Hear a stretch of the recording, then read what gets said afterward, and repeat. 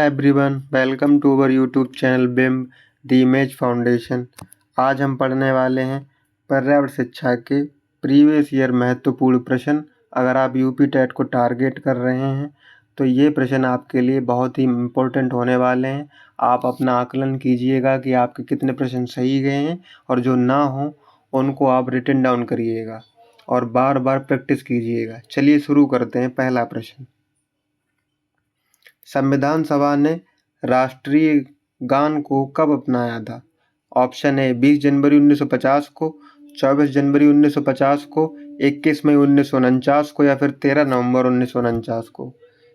संविधान सभा ने राष्ट्रगान 24 जनवरी 1950 को अपनाया था। क्या आप ये बता सकते हैं कि राष्ट्रगान किसके द्वारा लिखा गया है? कमेंट कीजिए। अगला प्रश्न, पुष्कर मेला कहाँ आयोजित किया जाता है? जयपुर में, उदयपुर में, जोधपुर में या अजमेर में? ये पूरा फैक्ट है। पुष्कर मेला अजमेर में आयोजित किया जाता है। अगला प्रश्न, निम्नलिखित में से कौन सा जैव मंडल का अजीवी घटक नहीं है? प्रोटीन, मृदा, कवक या फिर फास्फोरस? हम सब जानते हैं प्रोटीन, मृदा और फास्फोरस अजैविक घटक हैं, लेकिन कवक जीवीय घटक है, इसलिए इसका सही उत्तर होगा ऑप्शन सी। अगला प्रश्न, निम्नलिखित में से परावैंगनी किरणों में सर्वाधिक हानिकारक कौन सी है? UVA, UVB, UVC या फिर कोई और? हम जानते हैं कि परावैंगनी किरणें हमारे शरीर के लिए अति आवश्यक है, जिसकी रक्षा ओजोन द्वारा की जाती है। परावैंगनी किरणों को तरंगदैर्घ्य अर्थात लैम्डा के आधार पर 3 भागों में बांटा जाता है और इनमें से सर्वाधिक हानिकारक UVC होती है। इसलिए इसका सही उत्तर ऑप्शन सी, UVC। अगला प्रश्न, गिर शेर परियोजना अवस्थित है गुजरात में, महाराष्ट्र में, उत्तर प्रदेश में या फिर मध्य प्रदेश में? गिर एशियाई सिंगों के लिए फेमस अभ्यारण्य कहाँ पर स्थित है? इसका सही उत्तर है ऑप्शन ए, गुजरात। ये यूपी टेट में बहुत बार पूछा जा चुका है। आप इसको तैयार कीजिएगा, आपका 1 नंबर पक्का हो जाएगा। अगला प्रश्न, WWF से आशय है bird wide fund, bird war fund, bird wildlife fund, bird watch fund. इसकी सही फुल फॉर्म है दोस्तों, WWF की सही फुल फॉर्म है world wildlife fund, option C. अगला प्रश्न, गंगा नदी निकलती है अरावली श्रेणी से, लद्दाख ग्लेशियर से या फिर गंगोत्री ग्लेशियर से? हम इसको ज्ञात कर सकते हैं गंगा से गंगोत्री, इसलिए इसका सही उत्तर ऑप्शन सी। कमेंट बॉक्स में इसका उत्तर दीजिएगा कि भारत में गंगा नदी की लंबाई कितनी है। अगला प्रश्न, भारत में निम्नलिखित में से कौन सी एजेंसी मुख्य रूप से प्रदूषण के मापन से संबंधित है? ग्रीन ट्रिब्यूनल, केंद्रीय प्रदूषण नियंत्रण बोर्ड, केंद्रीय जल आयोग या फिर सर्वे ऑफ इंडिया? भारत में एजेंसी जो प्रदूषण के मापन से संबंधित है उसका सही नाम है ऑप्शन बी, केंद्रीय प्रदूषण नियंत्रण बोर्ड। अगला प्रश्न, कोटोपैक्सी एक जागृत ज्वालामुखी है जो अवस्थित है सिसिली में, एंडीज में, रॉकीज में या फिर कहीं और? क्या आप इसका सही उत्तर दे सकते हैं? कोटोपैक्सी जो कि एक जागृत ज्वालामुखी है वो कहाँ स्थित है?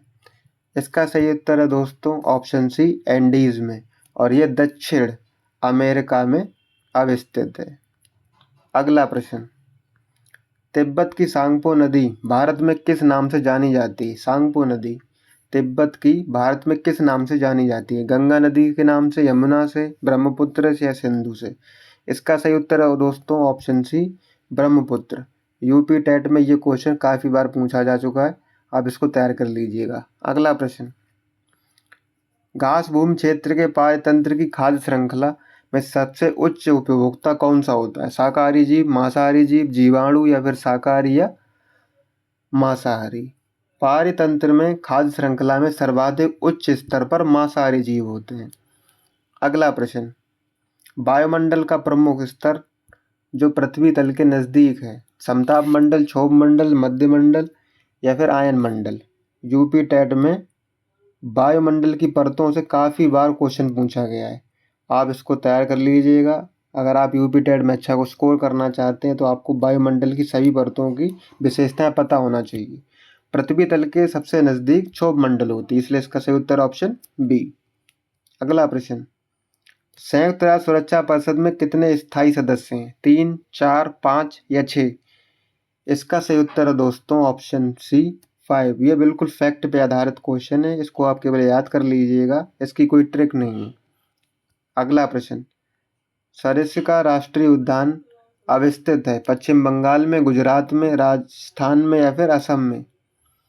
सरिस्का राष्ट्रीय उद्यान राजस्थान में स्थित है, इसका सही उत्तर ऑप्शन सी।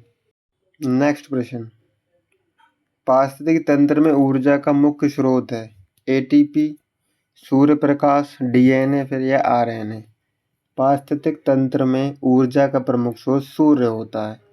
यह भी रिपीटेड क्वेश्चन है यूपी टेट का, इसको आप तैयार कर लीजिए। अगला प्रश्न, एगमार्क का संबंध है गुणवत्ता से, पैकेजिंग से, संसाधन से या फिर उत्पादन से? इसका सही उत्तर है दोस्तों ऑप्शन ए गुणवत्ता से। एगमार्क एक प्रमाणित चिन्ह है जो भारत में कृषि उत्पादों और पदार्थों पर लगाया जाता है, जिसका संबंध गुणवत्ता से होता है। अगला प्रश्न, आर्सेनिक द्वारा जल प्रदूषण सर्वाधिक है उत्तर प्रदेश में, मध्य प्रदेश में, बिहार में या फिर पश्चिम बंगाल में? इसका सही उत्तर है दोस्तों ऑप्शन डी पश्चिम बंगाल में। भारत के गंगा ब्रह्मपुत्र के मैदानी इलाकों तथा बांग्लादेश के पद्मा मेघना के मैदानी इलाकों में भूमिगत जल आर्सेनिक प्रदूषण से अति ग्रस्त है। इसका सही उत्तर है ऑप्शन डी। अगला प्रश्न, वन्यजीव सुरक्षा अधिनियम पारित किया गया था 1960 में, 1962 में, 1972 में या 1975 में? वन्यजीव सुरक्षा अभियान, इसका सही उत्तर है दोस्तों ऑप्शन सी 1972 में जीव जंतुओं की सुरक्षा के लिए अधिनियम पारित किया गया था। यह भी यूपी टेट का रिपीटेड क्वेश्चन है और ये हर साल आपको देखने को मिलता है। अगला प्रश्न, दूध से दही बनाने की प्रक्रिया को कहा जाता है प्रकाश संश्लेषण, आसवन, किण्वन या स्टेरलाइजेशन? इसका सही उत्तर है दोस्तों ऑप्शन सी किण्वन। किण्वन के द्वारा दूध से दही बनाने की प्रक्रिया को संपन्न किया जाता है। अगला प्रश्न, किस देश के संविधान में मौलिक कर्तव्यों को लिया गया है? भारत के संविधान ने मौलिक कर्तव्यों को कहाँ से लिया है? जर्मनी से, यूनाइटेड किंगडम से या फिर सोवियत संघ से? इसका सही उत्तर दोस्तों ऑप्शन सी सोवियत संघ से, जो आज का वर्तमान रूस है। अगला प्रश्न, ध्रुव तारा कहाँ जाता है या कहाँ अवस्थित होता है? उत्तरी तारे को, दक्षिणी तारे को, पूर्वी तारे को या फिर पश्चिमी तारे को? इसका सही उत्तर है दोस्तों ऑप्शन ए उत्तरी तारे को ध्रुव तारा कहा जाता है। अगला प्रश्न, एक वयस्क मानव में कुल अस्थियों की संख्या कितनी होती है? 306, 275, 206 या फिर 175? एक वयस्क मनुष्य में अस्थियों की संख्या 206 होती है। ये काफ़ी सरल क्वेश्चन है और यूपी टेट में काफ़ी बार पूछा भी जा चुका है। अगला प्रश्न, भारत में प्रोजेक्ट टाइगर प्रारंभ किया गया था। ये सबसे ज़्यादा रिपीटेड क्वेश्चन है यूपी टेट का, इसको तैयार कर लीजिए, आपका एक नंबर बिल्कुल पक्का हो जाएगा। 1972 में हुआ था या 1973 में, 1981 में या फिर 1985 में? भारत में टाइगरों के संरक्षण के लिए यह प्रोजेक्ट 1973 में प्रारंभ किया गया था। अगला प्रश्न, फूलों की घाटी अवस्थित है जम्मू कश्मीर में, हिमाचल प्रदेश में, सिक्किम में या फिर उत्तराखंड में? फूलों की घाटी उत्तराखंड में अवस्थित है। अगला प्रश्न, ग्रीन पीस इंटरनेशनल का मुख्यालय अवस्थित है न्यूयॉर्क में, सिडनी में, एम्स्टर्डम में या फिर नागासाकी में?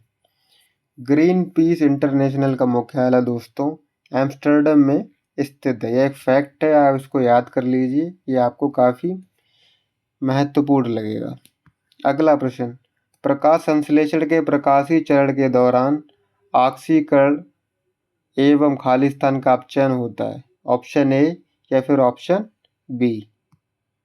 इसका सही उत्तर है दोस्तों ऑप्शन ए, इसको आप याद ही कर लीजिएगा, इसकी कोई ट्रिक नहीं है। प्रकाश संश्लेषण के प्रकाशीय चरण के दौरान जल का ऑक्सीकरण एवं NADP का अपचयन होता है। अगला प्रश्न, LPG के संदर्भ में क्या सत्य नहीं है? यह एक स्वतंत्र या स्वच्छ ईंधन है, यह एक ऊष्मीय मान का है, यह नीले ज्वाला से जलने वाला है, या ऑप्शन डी यह मीथेन उत्सर्जन नहीं करने वाला है। LPG के संबंध में क्या सत्य नहीं है? यह एक स्वस्थ स्नेहक माना जाता है, इसके द्वारा प्रदूषण या उत्सर्जन नहीं होता है, ना के बराबर होता है, इसलिए इसका सही उत्तर होगा ऑप्शन डी मीथेन उत्सर्जन करने वाला है, जो कि गलत है। अगला प्रश्न, प्रजातियों की उत्पत्ति एक रचना है, अरस्तू की, चार्ल्स डार्विन की, मेंडलीफ की, या फिर रॉबर्ट हुक की? इसका सही उत्तर है दोस्तों ऑप्शन बी चार्ल्स डार्विन की। द ओरिजिन ऑफ स्पीस, जिसको हिंदी में प्रजातियों की उत्पत्ति कहा जाता है, यह चार्ल्स डार्विन की रचना है। अगला प्रश्न, मकर रेखा है कहाँ पर अवस्थित है? 23.5 डिग्री, 23.5 डिग्री नॉर्थ, उत्तर जिसे कहते हैं 23.5 डिग्री साउथ अर्थात दक्षिण, या फिर ऑप्शन डी 23.5 डिग्री साउथ। इसका सही उत्तर ऑप्शन सी 23.5 डिग्री साउथ। आप कमेंट बॉक्स में उत्तर दीजिएगा कि ऑप्शन बी 23.5 डिग्री नॉर्थ पर कौन सी रेखा अवस्थित होती है। अगला प्रश्न, अंतर्राष्ट्रीय न्यायालय का मुख्यालय अवस्थित है जिनेवा में, न्यूयॉर्क में, हेग में, या फिर पेरिस में? अंतर्राष्ट्रीय न्यायालय का मुख्यालय कहाँ पर अवस्थित है? इसका सही उत्तर है दोस्तों ऑप्शन बी हेग में। हेग नीदरलैंड में स्थित है और यहाँ पर अंतर्राष्ट्रीय न्यायालय उपस्थित है। इसी के साथ हम समाप्त करते हैं। Thank you for watching my videos. If you like it then please share and subscribe.